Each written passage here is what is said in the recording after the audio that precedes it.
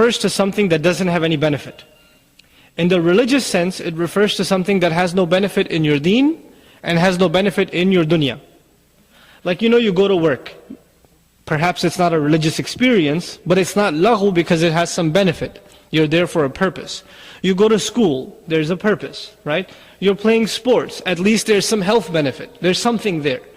But when you engage in activities that have no benefit in your worldly life and have no benefit in the hereafter, first and foremost in forms of speech, and secondly in forms of any other activity, this would be under al-laghu. So the true believer is defined as someone who first of all focuses and is humble and overpowered in their salah, and second, that they have this characteristic of being almost allergic, you could say, to any situation of al-laghu. Now, practically what that means is for you and me, a lot of times, we don't even realize that we're engaging in such activity. Small talk, unnecessary, just cracking jokes here and there. Now, making a joke here and there is okay, but if you're spending a half hour talking about just nothing, just hanging out, chilling, right? Now, you could argue, well, I'm not doing anything haram, I'm just hanging out with my friends, and we're just going out for some sandwiches, but that whole entire trip and that whole entire hangout session has no benefit in deen or dunya, except the food, then this was laghu. So you even use that opportunity to be among friends, to spend time with each other, to actually refrain from, wasteful speech that has no benefit whatsoever. A lot of times, people are involved in different industries. Like for example, there are people that are all programmers, and they kind of naturally tend to have programmer friends. And accountants have accountant friends, because they're in the same industry. Doctors have medical student friends, right? And it happens, business people have business friends. And it just, we form these professional acquaintances. And what happens is when you're sitting together in lunch break, what are you talking about if you're a techie? You're talking about the new software release that just came out, or the new version of what language just came out, or how the standards are changing and the protocols are changing, or the job market is hot over there and soft over here and stuff like that. Right? That's your entire half hour spent talking about that. If you're among friends, you're into video games or something, and I'm guilty of this too, among youth, You're talking about what new game came out, and man, it wasn't any good, and the ending was boring, and blah blah blah. You could spend endless amounts of hours just talking about this stuff. And now, subhanallah, shaitan has worked hard and produced new activities, new opportunities for us to engage in laghu by means of online role-playing games and all of these. Literally, you could sit behind a screen for hours in your virtual life, where you're known as, something Muslim X5 or something, and you're riding a spaceship, and, building your empire on some planet, and you're in it for like hours and hours, and you have no idea what's going on in the real world, right? And this is happening. This is very, very real. Youth are involved in this kind of stuff all the time. And now there's, other opportunities for laghu, like Facebook or MySpace. My goodness, I got onto Facebook about a month ago in order to get in touch with some friends and to promote some Arabic classes and things like that online. I get on not 2 minutes after signing on, people I have no idea, men and women, I get emails, Fulan and Fulan wants to be your friend on Facebook. I don't want to be your friend on Facebook. I don't want to be your friend in life. Leave me alone. But teenagers are on these things with different screen names, not their real names, and they're on there and they have these double lives where they're getting to meet boys and girls, and all kinds of crazy stuff is going on in the Muslim living room, in their bedroom, because the computer is sitting there. So we've given them opportunities for al-laghu. We've given them such opportunities. So one has to really, if you want to practically tackle this issue, we don't talk about the ayat of Qur'an in a vacuum when they say the believer stays away from al-laghu. We have to address what are the forms of al-laghu, the attacks of shaitan by which he indulges the believer in wasting their time in our times. What are his attacks? If we don't understand his attacks, we can't defend against them. So what are the attacks in our times? It's the profuse use of the internet. It's the addiction to YouTube. What's the top video today? Right? What came out? And then, there's this addiction to television, of TV series. Oh my God, what's going to happen in the next episode? And you can't wait, and you're discussing it with your coworkers because it's the season finale or the season premiere or something. And it's ridiculous. I mean, this culture it's been so exaggerated. A few years, maybe 10 years ago, it was about sports, playoffs and things like that. They used to be a big deal in media culture. Nowadays, when I was way back, 4 or 5 years ago when I was in corporate, people used to watch, I think it was Survivor, And my coworkers, all non-Muslims, that's all they could talk about. Man, did you see Survivor last night? And one's like, man, no, I got stuck in traffic. I can't believe it. Did you record it for me? And this is their whole life. Is, these shows and these entertainment forums, and they're just addicted to them. Their entire lives are spent around them.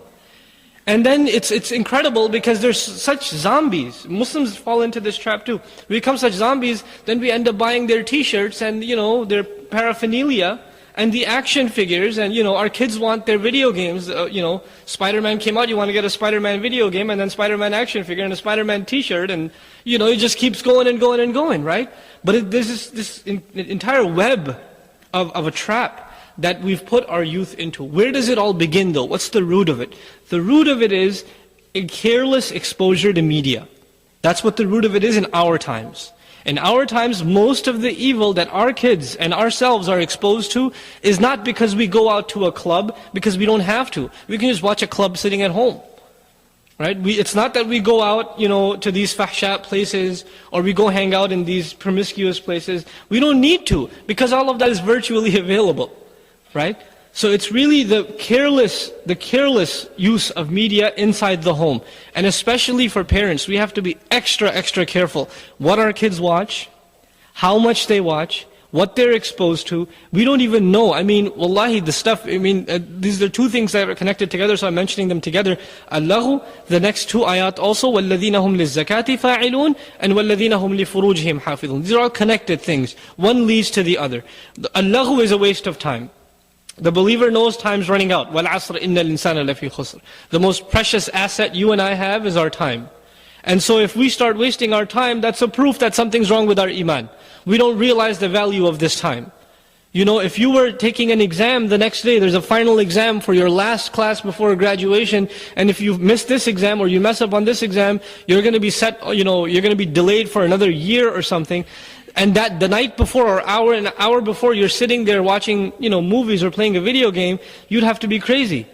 You must not care about your exam, right? Because there's a sense of urgency. You're not going to see a serious student do that. You're going to see them working hard. If you got a new job and your boss gave you a deadline for a project and you're 2-3 hours away before submitting it, you're going to spend the entire night in the office because it's work, you got to do it. It's important. There's a deadline. Similarly, Allah subhanahu wa ta'ala, He gave us certain things we have to do within a deadline, but the crazy thing is, Allah didn't tell you and me what my deadline is and what your deadline is. That deadline is death. But Allah kept it a secret subhanahu wa ta'ala. So we're constantly in a state of emergency to acquire more and more good and to get away from more and more evil. Right? And this sense of urgency can be lost, and you can retain it by retaining a relationship with Qur'an. So this is, if you don't have that sense of urgency, then you got time. You got time to kill, you can hang out and do whatever. And I'm not saying you have to shut down your life and be in depression all the time, worried about hellfire, because the believer has balance, right? There's hope and there's fear. But at the same time, we've become way too lax. We're the extreme on the lax side. We're wasting way too much time in our lives, not paying attention to where it's going. So وَالَّذِينَ هُمْ عَنِ اللَّغْوِ مُعْرِضُونَ. Then he says وَالَّذِينَ هُمْ لِلزَّكَاةِ فَاعِلُونَ. And also the construction of this ayah, the way it's formulated, is beautiful. It covers two things at the same time. As-zakah, you all know. Even if you don't know the rest of the ayah, you heard the word zakah, right? So you obviously got the sense, these are the people that take care of their zakah. But there's a fi'l that goes with zakah usually in the Qur'an, which is mu'tun or yu'tuna. وَالَّذِينَ هُمْ لِلزَّكَاةِ or az-zakati yu'tuna. You don't even need the lam there anymore. Okay? Because it serves as maf'ul bihi. Here Allah uses the harf jad lam, liz-zakati. And instead of saying mu'tun, He says fa'ilun. Which tells us two things. They're actively engaged in the purification of their wealth, which is one implication, because still zakah is the universal term. But also zakah in its generic sense. What does zakat mean? It means purification. So they are actively involved towards purification. They have a goal to purify themselves, and they're actively involved in it. And there's another nuance in this ayah that's very beautiful. The word, the ism, or a noun simply speaking in English, a noun is stronger than a verb. A verb is like, he did, right? And a noun is like the doer, right? Or he worked is a verb, and the worker is a noun. Which one is more permanent? A worker is always a worker, right? But if he worked, that's in the past tense, that's not necessarily a guarantee for the present tense, right? Allah Azza wa Jal, sometimes He uses the nominal form, the noun form, the ism form, sometimes He uses the fi'l form. And when He uses the ism form, it denotes permanence. So what he's saying by using the word fa'ilun instead of yaf'alun is that they're constantly engaged in attempts to purify themselves. And then also there's another nuance here, because there are two words for working, for doing things. To do action, there is, amal, amilun, and there's fa'ilun, fi'l. There's amal and there's fi'l. Both of them are translated as action. Okay? Yaf'alu, he does. Ya'malu, he does. Or he works. Either way. So what's the difference between them? See, amal is something you think about it and then you do it. And a fi'l is something that comes to you so naturally, it's like second nature. Like breathing is a fi'l. It's not a amal. It is a fi'l. Because you don't have to think about it. You just do it. When you take one step after another when you're walking, this is a fi'l. The mashya is a fi'l. Why? Because you don't have to process it. Should I put the left foot first, or right foot? You don't have to think about that. So the act of seeing, the act of hearing, that come to us naturally, effortlessly, these are fi'l. So what is Allah saying about the true believer? Their efforts to purify themselves come to them naturally. It's not something they're uncomfortable with. It's part of their daily routine, almost like breathing. And what it also implies is, the one day they miss out on their routine, they feel uncomfortable, like something's missing. The acts that they do, these acts of purification come to them so naturally. When they're not engaged in them, they're uncomfortable. So what are these acts, these proactive behaviors that make us purified? The easiest ones that you could start off with is good company. And of course, you're not going to find good company anywhere in our times except at the masjid. The fortunate few that are concerned with good company will all be together at the masjid. And I dare to say it's not going to be the MSA, I'm sorry. Okay? It's going to be the MSA in some limited respect, but if you know what's happening at the MSA nowadays, then you know what I'm talking about.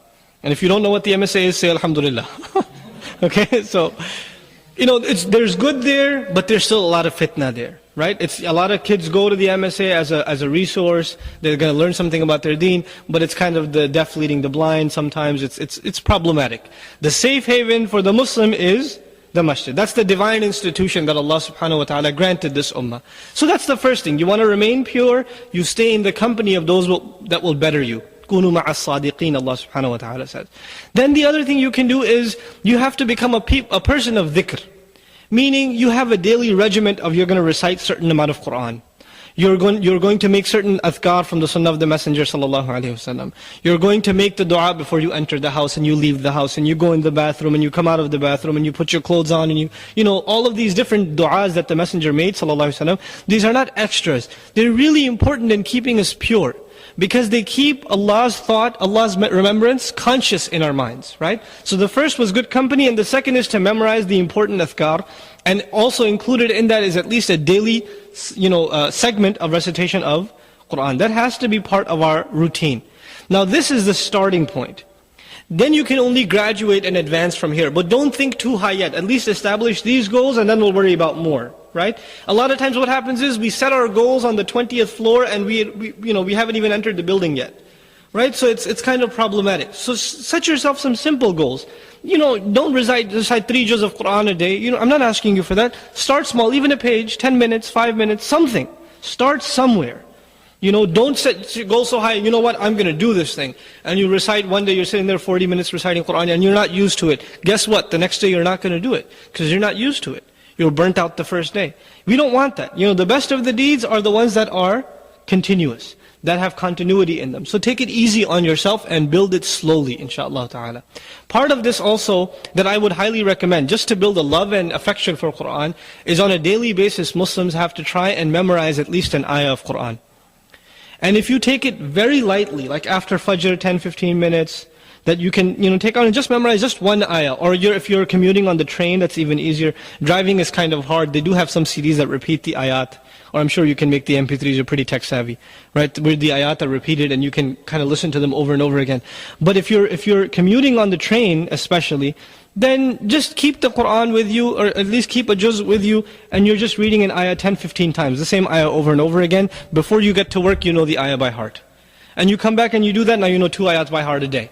And within a month, you know a whole juz of Qur'an. I mean, it sounds remarkable, but that's what happens. If you make a routine out of it. You're not doing anything else with that time except snoozing, so might as well use it for that. By the way, don't try to do that while you're driving.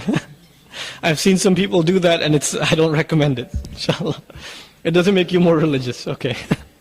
So let's just clarify that. Anyway, so وَهُمْ لِلزَّكَاةِ فَاعِلُونَ وَالَّذِينَ هُمْ لِفُرُوجِهِمْ حَافِظُونَ. And they are the ones that in regards to their privates, they guard them. And you know Allah subhanahu wa ta'ala could have put this ayah in more subtle terms. لِحَيَائِهِمْ, right? Allah could have said in regards to their shame, they guard their shame. He didn't say that. He went straight at the subject, at the heart of the subject, and He said they guard their private parts. It's a very graphic ayah. And why is it like that? Because the subject has to be taken head on. You have to understand the seriousness of this subject, including myself. And how easy this attack of shaitan can infiltrate and destroy the iman of a believer. You see, the shaitan is not concerned that the guy that's dancing away at the club or drinking away at the bar or taking some shots of drugs, that he's going to end up doing something shameless. He's not worried about them because they're already on track. He is worried about the loose ends, the sales that he hasn't made yet. Those are the believers. That's who he's concerned with. So the more a believer tries to purify himself, the more he or she will find that the opportunities to engage in shamelessness are throwing themselves at him. Throwing themselves at him. Women out of nowhere will come up to you and say, "Hi, how are you?"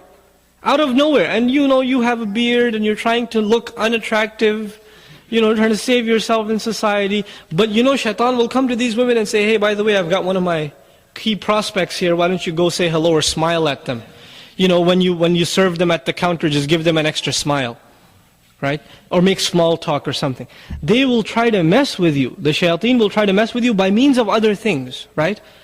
And this is something you have to be extra careful of. Because the easiest thing for you to lose is your sensitivity to shamelessness. In a society where shamelessness is as common as the air we breathe. It's just part of the culture. Women barely dressed at the grocery store, just get used to it, The first day you come from Saudi or Pakistan or some religious village in Egypt, and you come here, the first few months you're like, astaghfirullah, astaghfirullah, astaghfirullah, astaghfirullah. And you get to know the pavement really well, because you don't look anywhere else, right? You know every crack that comes your way. But after a while, you kind of, it's life, what are you going to do, I came, my early schooling was in Saudi, all boys school, all male teachers, and I come here and my parents, may Allah reward them, they put me in high school, right, public high school in Queens. So I go into Queens and I walk into the classroom and there's men, and these girls are barely dressed and I'm completely embarrassed. My face is red, I don't know what to do, maybe I'm in the wrong place or something, right? And those first few months were insane for me. I wouldn't even touch the railings to go up the stairs because najas people have touched them. These people are, innamal mushrikeena najas. So, but what happens over time? Oh, what's the big deal? Let's just, that's just life. What are you going to do? How long are you going to fight it? So you have this culture shock and eventually you get over it and it becomes part of the norm. That's exactly what we don't want. That's not what we want. Because as soon as the believer becomes, desensitized to evil, to fahsha, then his iman is in trouble, and her iman is in trouble. Nowadays an example of that, kids will say, "We're going to go see this movie. It's only PG-13. Or it only has one bad scene. And we're renting a movie, it's got a bad scene, yeah, but we're going to forward that part." Right? No, really. And the parents say, "Oh yeah, just PG-13, yeah. Some sexual content." That's not a lot of sexual content, it's just some sexual. And I'm saying this explicitly because this is the reality. Our kids are going to watch these things. And the parents are endorsing them. They're okay with it. Now the new thing that's come out is, wallahi, I heard this at our own Sunday school, and this is not the exception, this is the norm. Kids around the country, they don't talk to the Muslim, leaders, their teachers, their peers, they talk to each other. So you have to spy on them a little bit. So I had this habit of spying on kids, And so I'd be around the back and the kids are talking, "My mom let me buy a game that's NC-17. Man, it's awesome, you guys see, it's cursing and everything. And they're real proud of it too. Right? And they got it for Eid. Subhanallah. We're celebrating the obedience to Allah with fahsha and disobedience. So we have to, this is serious stuff. Once you are desensitized to what you see on the screen, then you have, the only logical next step is, you will not lower your eyes when you're walking down the street. And the logical next step is, you're going to try to do what the people on the screen do. Right? And it's just one step after another. And it's just a downward spiral. So how do you counter this culture? How do you fight this thing?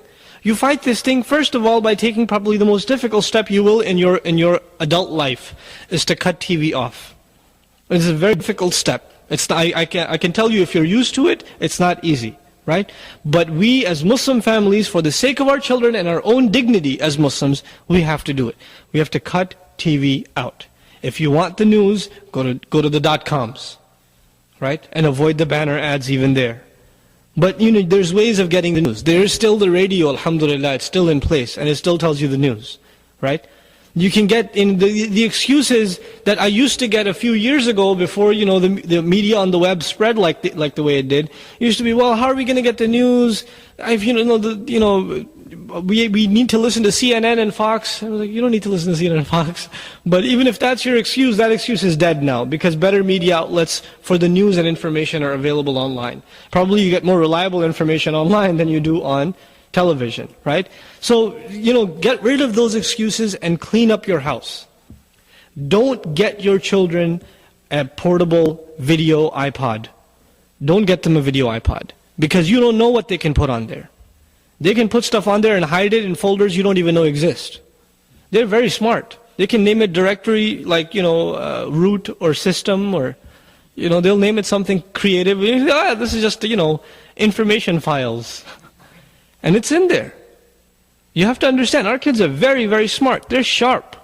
And they're on top of technology, the latest means. So you have to, watch out for this. There's new statistics out about these video players that that children are bringing to schools, and they're getting confiscated, and they're being looked at, and most of them have pornography in them with children, elementary school. So this is serious business. This is not a joke, and this is not the children of the kuffar alone. Don't think like that. Don't think that I come from a Muslim family, our kids don't do those things. Please, let's everybody wake up. Okay? If the children of Yaqub alayhi salam can get to the point of being willing to kill their brother, who are children of a prophet, and grandchildren of a prophet, and great-grandchildren of a prophet. They are sons of Yaqub. Grandsons of who? Ishaq alayhi salam. Great-grandsons of who? Ibrahim alayhi salam. If they can't argue, Yaqub alayhi salam is not saying they come from a good family, they wouldn't do anything bad. Because he doesn't have that argument. Righteousness is not inherited in bloodlines. And if they can do something bad, none of our families are pure enough, because they're 3 generations of prophets. Right? You can't say, we're from this family or that family, or our last name is this, and we brought the pure bloodlines here, so our children are free of these temptations. They have these temptations. And we have to make sure that they fight them. And this is also, if it's not a concern for yourself, it will not trickle down to your children. You have to have that concern yourself. A lot of times I've seen the hypocrisy, the nifaq inside the household. Parents are watching something, the kids can pause and say, hey, leave the room. This is not for you. This is not for little kids, it's for us to watch this stuff. And the kids, they talk, you befriend them, they talk, yeah, my mom watches, or my dad watches these movies, there's a lot of singing and dancing in it. But I just hear about it because they don't let me watch it. But I know all the songs by heart, because I've heard them so many times. And this is the hypocrisy inside the house of the Muslim. It's insane. So we have to understand, this is serious stuff. And it will have very, very negative consequences later on. It's bad enough for our deen, but it will ruin your dunya. And let me tell you some horror stories. I'm not going to name anybody specific or tell you any specific story, but it's happened to me more than a dozen times. That parents have come up to me when I've given a talk like this and said, can you talk to my teenage son? Can you talk to my daughter? She's got some problems. She's not listening to me anymore. And I think she's got some boy problems or some girl problems, right? And you know why that happened? Because now that they're teenagers and they're independent, it's too late. The ship has already sailed.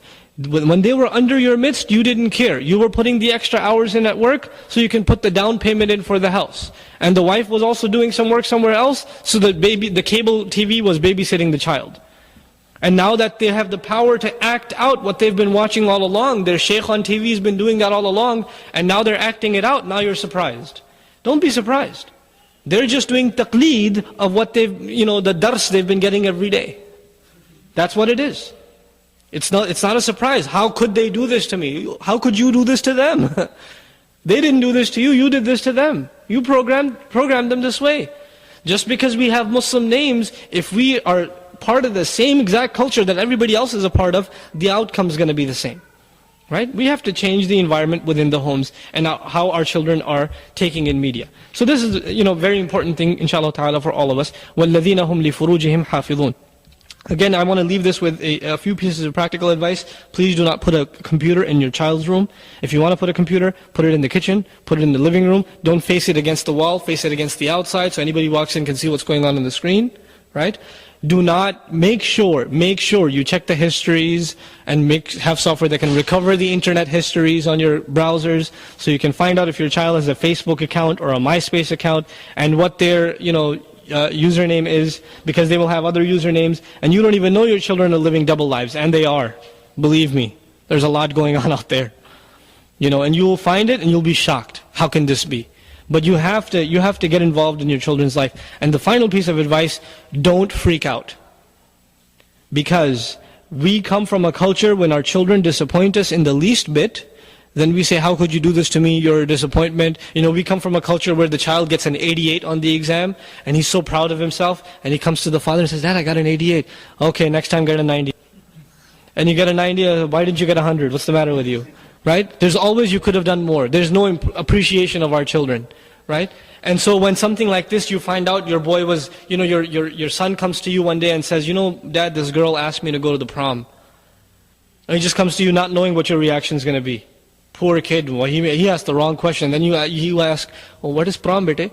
And then you tell him, then the child tells him what the prom is, and my goodness, it's like his, extra hair fell off the head, and he's screaming, we brought you to America for this, and you give him a beating, and you yell at him, and you tell the mother, and all kinds of craziness inside the house. This child will swear to himself that if next time there is a girl talking to him, or anything like that, the last person he will ever tell is who? You. The mother, the sister, the brother. He will not tell you. Who will he tell? His non-Muslims friends that will say, yeah, that's awesome, man, go for it. That's who he's going to tell. So you have to learn to take it and be able to deal with it. You cannot deal with it if you freak out. Because that would have worked in Pakistan, maybe. It would have worked in Bangladesh, it would have worked somewhere else. It's not going to work here. It is not going to work here. Your children will simply shut you out. There will be someone outside and someone else when they walk inside those doors. They'll just be someone else. I can tell you this from personal experience. Wallahi, I've seen this many, many times. Children are totally different people. Like you wouldn't recognize them when they are at school, when they are on campus, as opposed to when they're at home. Completely unrecognizable. And the parents would have no idea. They're completely oblivious because all they care about is the report card. The report card's good, everything else is good. Let me get you this, let me get you a cell phone of your own, and I'm not going to check your phone history, nor will I receive your bill and go through all the phone numbers. Who's been calling you? I don't need to do that because, it's a good boy, get grades. Boys with good grades and girls with good grades in this society, Muslim society, have drinking problems, have drug problems, have boyfriend, girlfriend problems, and that's the reality. So let's wake up to it. Right? We have to face these things. وَالَّذِينَ هُمْ لِفُرُوجِهِمْ حَافِظُونَ has to become a movement within the Muslim community. We have to gather our youth together and talk about these things and help them cope with these things. Because what we're asking them to do, else thinks this is crazy. Did you know, and don't be shocked by this, you go to high school, and many of the high schools, and if you haven't, committed zina, then you're an object of ridicule. And this guy hasn't even done anything yet. He's still just a kid. They're being made fun of because they haven't committed zina. Imagine that. And that's the culture in which they are. So what we are asking them to do is making them the object of ridicule among their peers. This is a very difficult thing for them to be asked to do. And if we don't have any measures of supporting them, of having them talk to someone, of letting these feelings out, these frustrations out, giving them alternative venues, then we have monumentally failed.